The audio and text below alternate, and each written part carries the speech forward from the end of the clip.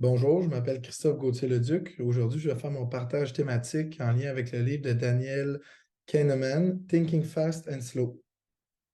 Je vais commencer par élaborer sur les deux systèmes de l'esprit.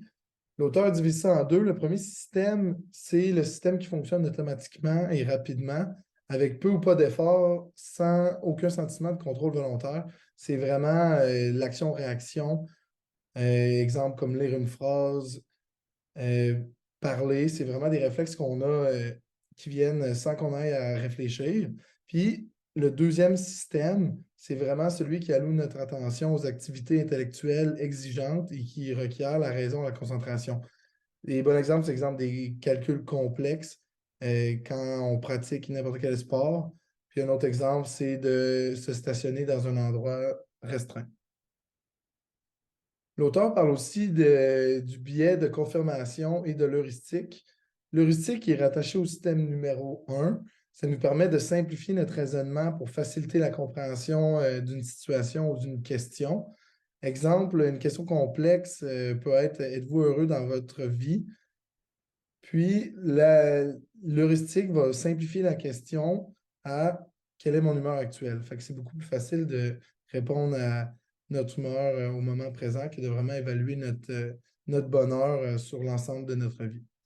Puis le biais de confirmation, lui, est rattaché au système numéro 2. C'est avoir la tendance à trouver et interpréter les informations d'une manière qui confirme nos croyances et expériences antérieures. Fait que c'est vraiment, on se rabat souvent sur nos expériences pour faire notre réflexion. Puis un exemple qu'on fait souvent, c'est de sous-estimer le temps d'un projet, exemple au travail. Et je vais terminer en parlant des deux faces du bonheur que l'auteur a mis de l'avant dans son livre. Le premier type de bonheur, c'est le bonheur instantané.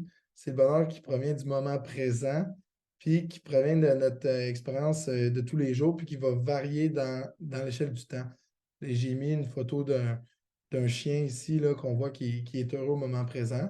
Ça reflète bien là, le bonheur instantané. L'autre face du bonheur, c'est le bonheur global. Ce bonheur-là provient de nos souvenirs antérieurs. C'est pour ça que j'ai mis une photo d'un couple qui se marie, qu'on voit que ça, c'est un souvenir marquant dans leur vie qui font que ça affecte autant notre bonheur global, mais aussi notre bonheur instantané. Puisqu'en se remémorant des souvenirs du passé, ça peut soit nous mettre un sourire dans le visage ou nous remémorer des expériences plus négatives. Merci.